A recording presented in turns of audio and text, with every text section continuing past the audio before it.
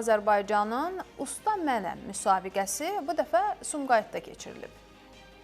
Team Azərbaycan şirkətinin korporativ sosial məsuliyyət proqramı çərçivəsində həyata keçirilən Usta Mənəm müsabiqəsi davam edir. İqtisadi Zonaların İnkişafı Agentliyi nəzdində Peşə Hazırlığı Mərkəzinin tərəfdaşlığı ilə keçirilən layihə son illərdə tikinti ustalarının bacarıqlarını nümayiş etdirdiyi və yeni texnologiyalarla tanış olduğu platformaya çevrilib. Xırdalan, Salyan və Lənkərandan sonra müsabiqəyə Sumqayıt ev sahibliyi edib. Bu il iştirakçılar ilk dəfə seçim mərhələsində ekoloji geobrik kərpici ilə işləyiblər.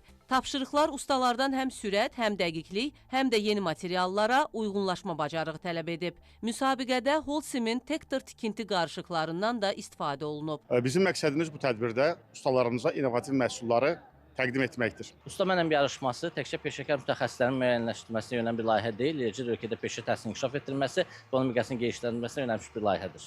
Bütün iştirakçılar hədiyyələrlə mükafatlandırılıb.